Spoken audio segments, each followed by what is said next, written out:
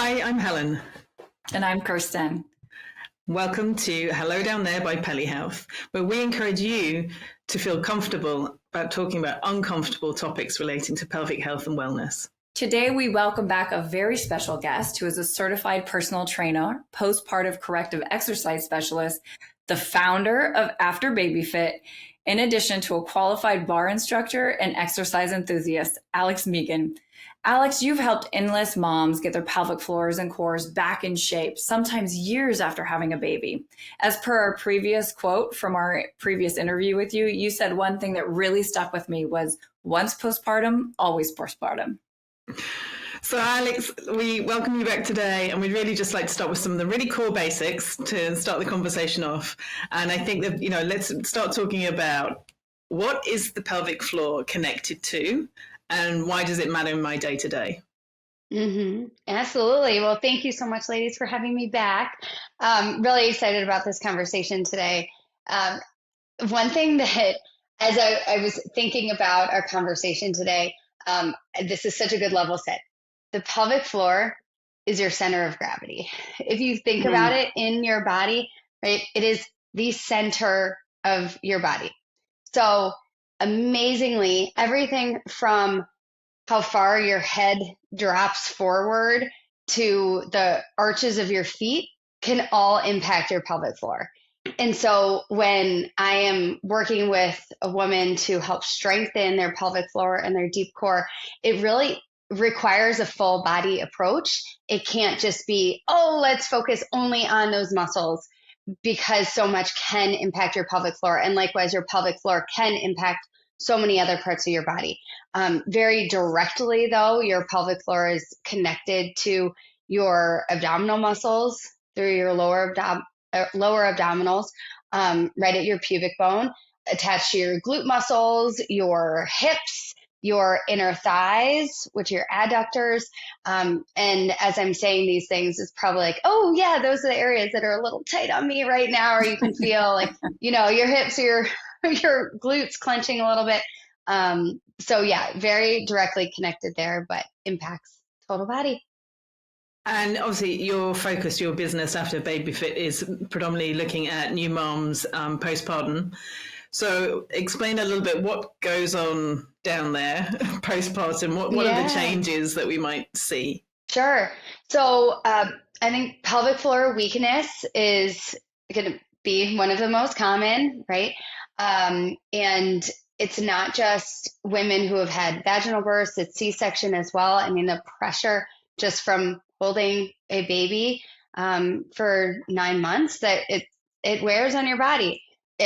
Back pain is also a really common issue, and it's not necessarily directly, or for the woman experiencing the back pain, it doesn't necessarily connect to pelvic floor weakness or tightness, but that's a common issue we see all the time. Also, upper back tightness from holding, poor posture, breastfeeding.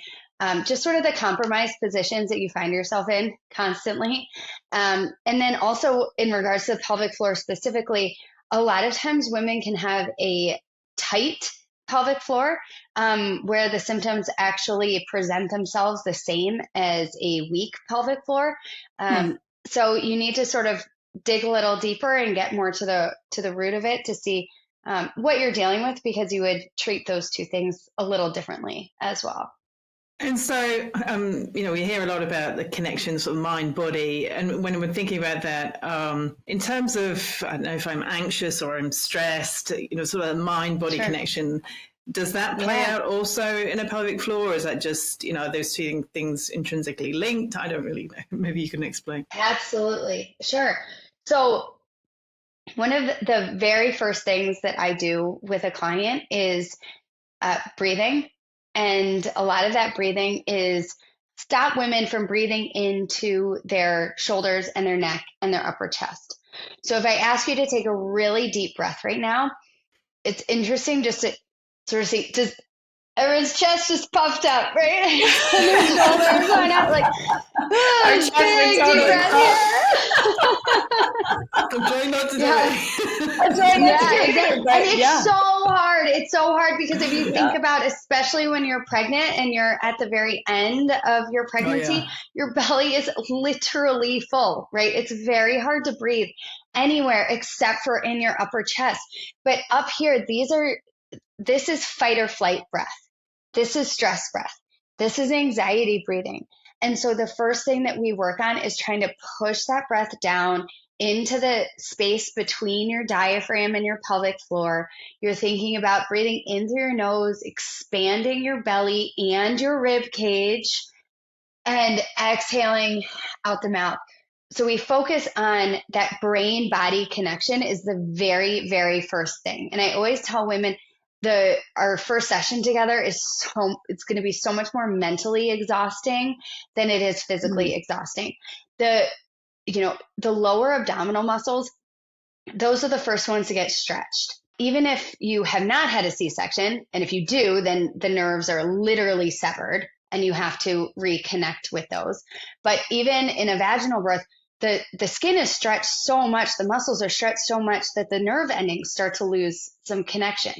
So we need to send the breath down into those spaces and connect our brain with those muscles again. I mean, these muscles are, have been banged up and they need to be repaired, right? And we can't repair them without really connecting with them. So, mindfulness and that connection with the body is that whole kind of first hour and that first step, because if you can't do that, then it's really hard to progress on from there. Kirsten and I both like, I know. It's true. I was literally, so that first breath that you were like, just take a breath. My shoulders go up, my chest goes up. And then your second part of that of like, okay, now think about expanding the abdominal, breathing into kind of the pelvic floor. I feel totally different after doing that. Like, I know this might be too far, but slightly less like tense, back to that fight or flight response. And so that's the meditative breath. Yeah. So, when we talk about meditation, and I will admit it's a goal of mine. It's not a habit so far. It's something I would love to say I do, and I don't, but I do breathe a lot.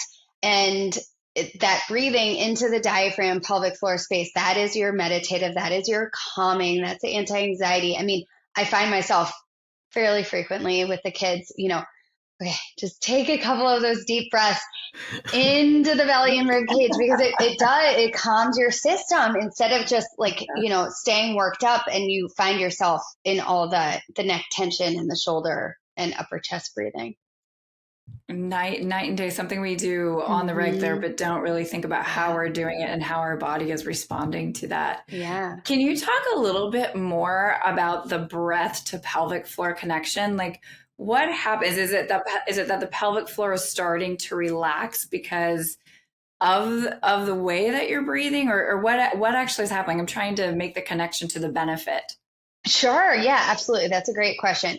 So when you breathe so this is your diaphragm, this is your pelvic floor, and then you've got your transverse abdominis, all those muscles, people say the corset muscles, they kind of wrap around your deep core, and the muscles in your spine. So when you're breathing, that pelvic floor should actually be expanding down. And then on the exhale, it's a little more of a contraction. Now, I see. If you're doing a very focused pelvic floor release and contraction, that's a Kegel. This is just your diaphragm and your pelvic floor should be working with every breath. Like every other muscle, they're expanding and contracting with each breath. So the very best exercise anyone can do, but anyone can also do right after having a baby. You're breathing anyway, right? Breathing down into that space just to get that muscle operating naturally again. It's going to be working with every breath. So we just want to make sure that it's functioning properly. And again, when you're breathing into that diaphragm belly space, it has that opportunity to expand and contract and work properly, just like every other muscle in your body. But when you have that upper chest breathing, you don't have the opportunity. you don't give it a chance to be involved in natural everyday workings of your body, which is then can create problems of, too tight or not, active enough, because you're not using it regularly. That makes sense. I want to lean into a little bit more around mindfulness, because we were just talking about mindful breathing. When you think about mindfulness, or when you work with your clients, or do you also talk about mindful movement, or just kind of being aware of how we do things? Like I think about, when I pick up my son, I probably am not always picking him up in the best posture for my pelvic floor or back. So do you talk about being mindful or having mindful movements, for lack of a better word? Completely. My big sticking points are breathing and form. And I always talk to my clients, finding the form is one thing when we're together, but being aware and mindful of it in your daily life is how you're really going to find success, and how you're going to reach, the next step in your journey and your physical confidence. The awareness is everything. You could go into a class and, I always encourage people just not to look around if they do go to another class. Like they could be doing half of the weight and half of the reps, but be getting so much more out of a movement because they have that beautiful neutral spine. They're engaging their deep core properly, and they're really maximizing every second of that movement, right? You can blow through things, just muscle through it, right? But if you're being super mindful of how you're standing, your posture, how your core is connected, are you engaged, or are you just sloppy and just getting through it however you can? That's going to completely dictate how successful you are in strengthening your body, from early days until years and years on. Well, yeah, because if I think about it, growing up, we all get told by our parents, sit up straight, you don't slouch, or that kind of thing. So posture, I'm presuming, is a huge part of this, as you're saying. In order to do those exercises meaningfully, have a proper impact, it's really got to sort your posture out first. Yeah, absolutely. And that's one reason why I work a lot with women on their mid and upper back, which maybe doesn't sound intuitive or that it would be super connected, but those posture muscles are everything to keeping that neutral spine. And what happens is in that diaphragm pelvic floor space, if our back is arched or our ribs are flared out, the pressure isn't in our canister here. It starts going out from the rib cage, or shooting up from the hips or the pelvic floor, and we can't maintain that good core control. So if our spine is not neutral, if we don't have the hips stacked properly under the rib cage, the movements don't happen properly, or they don't happen as effectively. They don't keep you out of pain, right? Keeping that neutral spine and keeping that pressure canister is also going to help save your low back. So posture is huge. Absolutely huge. So like if you're sitting a lot, you have a desk job or something, you're sitting a lot, I guess you've got to, as you say, like it's not that leaning forward or slouching, or it's really just keeping everything aligned. Otherwise you're putting a pressure on that pelvic bowl. Yeah. It's exhausting to sit up straight all day. It's not easy at all. I do about 5 minutes. It is not easy at all. So it's back to the mindfulness and the awareness. It's not that you have to do everything perfect 100% of the time, but when you notice that you're slouching or you're leaning, just like take it out, take a second and reposition, because you have to retrain your body, create that muscle memory to be in that nice tall position, because it's not always natural, and it's definitely not easy to keep up with all the time. One other super, super helpful cue that I like for posture is we have this muscle called the serratus muscle right under our shoulder blade. It's sort of like our abs for our shoulder blades. And so a lot of times when we reach, it's a really important posture muscle. So when we're reaching for something, sometimes, you just kind of like do whatever, grabbing with your shoulder. And if you can see me, I've got my shoulder up to my ear. But instead, if you try reaching for something through your pinky, so like reach for, your glass of water or coffee, whatever, your pen on the desk. If you reach for something through the pinky, you start engaging your back a little bit more. I got my pinky in my water. Yeah, there you go. So and even reaching for your kids to pick them up, reach through your pinkies and you're in your back a little bit more. And you can really start strengthening those posture muscles and those back muscles instead of doing everything with this shoulder lift and in the neck. Yeah, I don't think I've ever thought about reaching through my pinky, but like even picking up my water just now, right? I feel it different. This conversation is bringing up so many childhood memories because my mom literally, she used to smack us on the back and it's like, sit up. And I'm like, okay, sitting up. Totally. The other one that's, I think kind of like triggering for some women when you think about childhood memories is suck in, like when you're a girl trying to take a picture, you're in your teens, you're like, suck in for your picture. I mean, that is talk about training our bodies the complete opposite way.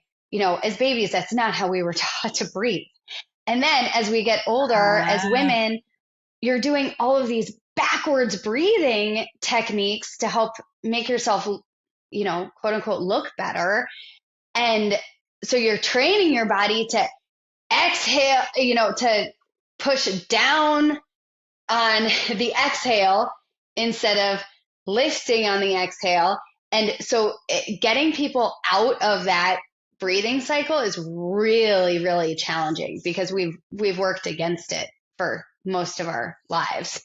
Okay, so there's a whole nother podcast in here about cultural implications to pelvic health, which might be another one we could explore in the future. But you don't think about, right? We don't often connect the kind of cultural pressures with how that then impacts our health. I think there's a book called The Body Keeps the Score that talks about impact and also generational impact over time. So maybe we'll park that one and come back to it, because it's a fascinating discussion and conversation for sure.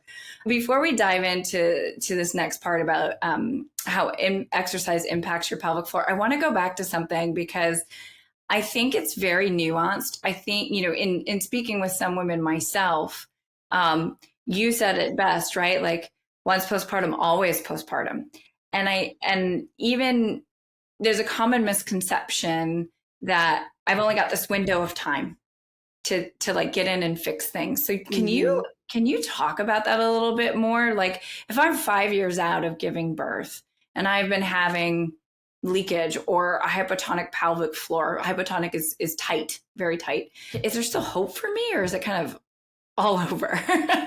No, it's all over. It's all over. No, you can't be sorry. No, absolutely. It does not. I mean, truly, there's no age limit on strengthening your deep core and feeling like a strong, capable, physically confident woman. I mean, that's really what it comes down to. It's not, is your pelvic floor perfect? I mean, it's going to change so much over time, right? Early postpartum hormones and what your pelvic floor is doing is going to be way different from years later. You could have similar symptoms, but what's actually happening in your body will be a lot different. Deep core strength, I was talking about your lower abdominals. So sort of the area between your hip bones and your pubic bone, that triangle, those muscles are connected to your pelvic floor. A lot of those deep core muscles, there's always going to be great benefit in strengthening those and keeping your body healthy, keeping your core strong. I mean, if you think about just like even the little muscles around your spine, that's part of your deep core. Strengthening that years and years later or coming back to strengthening. Maybe you did a great job and then you lost it for a few years and you're now have back pain, or you're trying to figure out, or, leaking again, you're trying to figure out where to go from here. I mean, setting back to the basics is always going to be a great idea. I think that's really important for women to hear, right? Because especially in the US, in other countries, PT is referred after birth. And in the US, it is, for me and for many, it's barely even mentioned, right? Pelvic PT, or getting those core strength back. And I think it's important. I think what you just said provides women with a lot of hope, right? That, okay, it didn't happen in the first year, but you can still get so much benefit now and as you age by engaging the core and engaging a program like yours. Yeah. And it's interesting. The programming is going to be different for those first few weeks, obviously, than years out, but the fundamentals remain the same. We're still going to go through breathing as the first session and correcting the posture and finding that brain body connection with the pelvic floor and deep core muscles. And then we'll be able to push differently depending on, your status and years out. I have other clients, a few examples recently, actually, where they are years out, but now it's showing up as hip pain or back pain. Mm-hmm. And as we strengthen the core, you can almost see and feel it moving away from the hips, because we're strengthening the deepest part of their bodies. And so their body can stabilize. They don't need to compensate by using their hips or compensate by using other muscles. Like, they can actually hold their body up straight because their core is really strong. So we're kind of pulling the pain away from the hips because, we're strengthening all of these other areas. Yeah. Yeah, that's an important note that you just made there. I do have another question around exercise. And, we often hear that, postpartum and or whether or not you've had a baby, sometimes women will go jump on trampolines and all of a sudden they're experiencing leakage. Or, I have friends that do CrossFit, some who had babies and some who don't, and they go down to do a squat and a little pee comes out. Can you talk about kind of those types of exercises and the impact on the pelvic floor and what's kind of happening there, and what should women in those places that are kind of runners or CrossFitters or just athletes like yourself, what are they experiencing? Yeah. So a couple of important points here. One, I think it's really important to take a 2 steps forward, 1 step back approach when you're starting to engage in these activities. Jumping right back into anything is never going to be recommended. Yeah. Starting really slow. I mean, especially with getting back to running, but really with any athletic activity, a lot of single-sided exercises are going to be important. I mean, if you think about running, it's so single-sided. You hit one foot and then you hit the other one, right? You're not using both sides of your body evenly all the time. So if you're not training each side of your body independently, one side's always going to take over. So really important just to take those baby steps and allow your body to gradually strengthen and work up to those harder lifts or the faster running, that harder impact. Also breathing, back to breathing, so important. If you are exhaling and pushing out at the bottom of your squat, that's not helping, you're leaking. But if you exhale and lift your pelvic floor as you're pushing away from the ground with that heavy weight, you are lifting your pelvic floor, you're protecting your low back, you're tightening and protecting before you finish out that movement. So how are those women breathing would be really, really important. And, there are different techniques for breathing when you get to heavy lifting. But again, start small, inhale on the way down, exhale on the way up out of that heavy squat. Start that exhale before you start pushing that weight. So all that pressure is lifted off of your pelvic floor instead of pushing down towards the ground. when you think of other movements like a trampoline or jump rope, some of those other scary types of activities, it's also really important to train your body, train your pelvic floor to a point where you can relax it. Right? So if you're doing like a heavy squat, we just said, or a box jump, and you want to exhale to lift and protect. So when you're doing that box jump, before your feet hit that box, you want to have had a big exhale and lift your pelvic floor and protect it. Big exhale before that impact. If you're doing jump rope, it's not feasible just be like, squeeze. You know, it's not going to happen. So you need to be able to also relax. Like your pelvic floor is like any other muscle. If you are just holding it tight and squeezing it, it can only hold on for so long. It's going to let go. You have to allow it to expand and contract naturally. So with the jump rope, as you know, from personal experience, you just want to kind of like hold it and lift it and just pray that 60 seconds, finishes as quickly as possible. But instead, like taking that deep breath and just letting it relax. And that's one of the signals to know whether your pelvic floor has good tension or not, or if you need to work on it. Because if you can relax through that movement and not have leaking, it's a good indicator that you have good pelvic health, right? Yeah. Running to one interesting thing is to fix your posture first and then see if that does anything. I was laughing really quick because you're talking about the box jump, and I think I am so guilty of like jumping, landing, and then exhaling, not exhaling before. And I holding feel like your breath. A lot of people probably are. Maybe it's just me. I don't know. But I'm like, no, okay, exhale. You know, because it's like this. Sorry, everyone. It's like, get up there. Yes, okay, now I can release. Or like playing tennis, you're like, okay, get the hit. Like it's just such a reversal of thinking, but so critical for long-term pelvic health. It's very that breath holding. The breath holding is not what you want. It's putting pressure in all the wrong directions. So it's definitely not helping the cause. But I also with CrossFit athletes and. I will say personally, I had this experience recently, and it was sort of a little check for me. When you are working so hard, or like I'm doing a lot of Kegels with my clients, you can totally overwork your pelvic floor. And it is just in this state of tension, and it needs to be released. The muscle needs to be stretched, and a muscle that is tight just cannot function properly. So you either through pelvic floor PT or other nice pelvic floor stretches, you need to, give that muscle a break as well and let it stretch out before it's overworked, in a lot of these hard movements.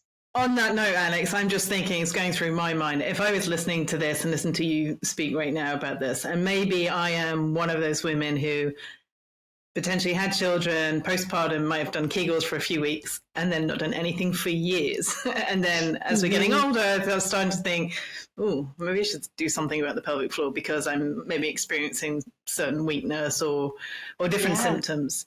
How do you just jump back in there? I mean, as you said, I think the common myth is for women to think, especially as they're getting sort of perimenopause age into menopause, they're starting to think, well, hold on a minute, it's not as tight as it was, or I might experience a little bit of leakage.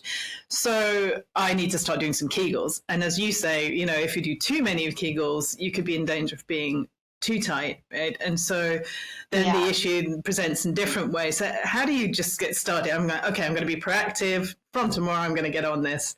What should I do? What's an exercise or something I should go and do?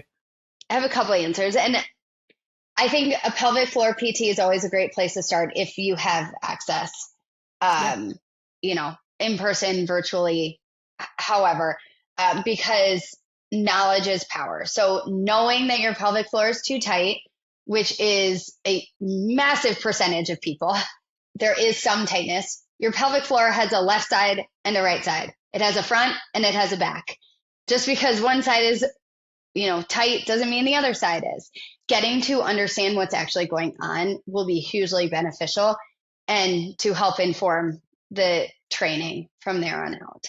I do think if you are starting from nothing, something that focuses on the breathing, maybe like a Pilates or a yoga, something just to like get reacquainted with your body a little bit more, to build the awareness of, what is painful, what is uncomfortable, and just getting to know your body a little bit more is going to be really important. And then some of the, more gentle movements like bird dogs on hands and knees, some bridges where we're usually, really using the core muscles and warming up the glutes and the low body, getting into some of those gentler positions is going to be a great first start.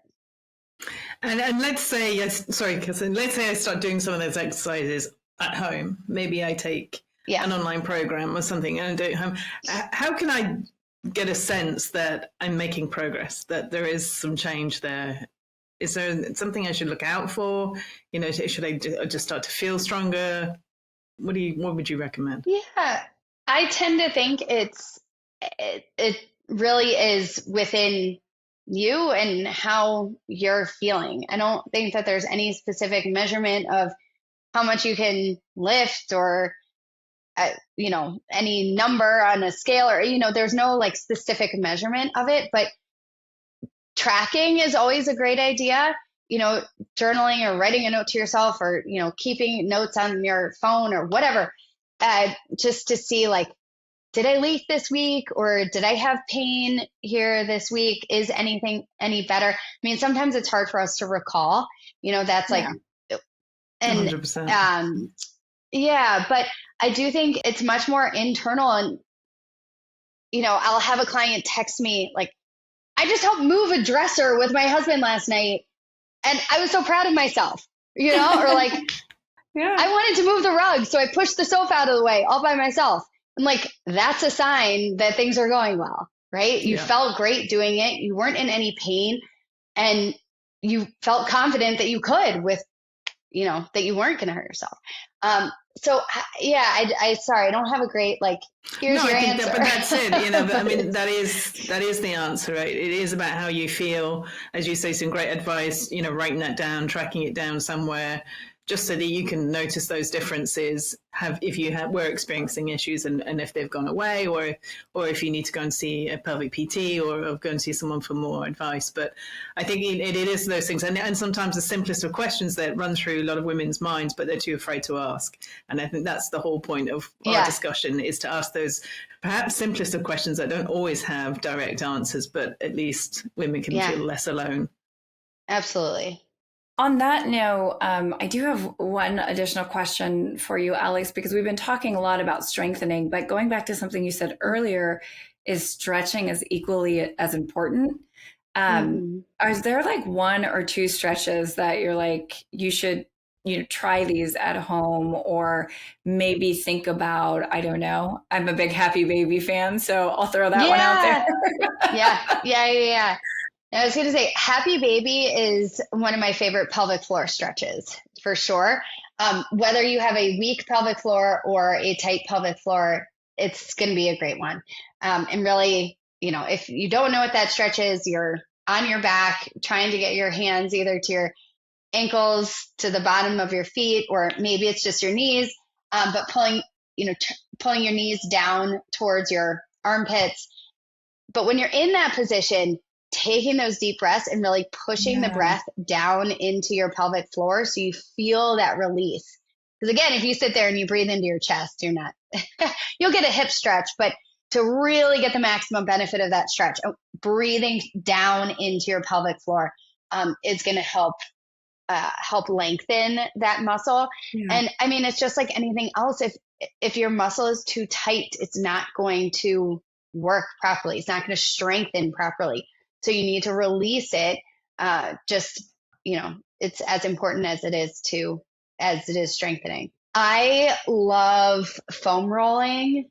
And I know that's not just one specific stretch, but two things. I mean, my clients sometimes love me for it and a lot of times hate me for it, but foam rolling and trigger point work. So if you have a tennis ball or a lacrosse ball, and you just Yeah. sit on it, like put it in under your butt and sit on it on each butt cheek, and it'll get into those deep hip muscles. Yeah. That's one of my favorites. But the foam rolling is great because you can get from head to toe, get through, the legs, the inner thighs. That's always kind of a Yeah. surprising one when we roll out the inner thighs for women to realize how tight those are. I'm like In the cringing back as you're too. saying the Ooh, trigger yeah. point one on I know. your inner hip. I've done it, and I'm always like, oh, that hurts so bad, but it feels so good Yeah, afterwards. it does. It does. Well, on that note, Alex, I just want to say thank you for joining us today and for sharing your Absolutely. expertise on the importance of mindfulness, movement, and pelvic health, full of so many wonderful insights that we can apply to our daily lives. And for those who feel inspired and want to strengthen your body and your core, head over to Peli Health's website, where you'll find Alex's AfterBabyFit amazing on-demand course with an exclusive discount to get you started. Thank you so much. Thank you, Alex. Thank you, ladies.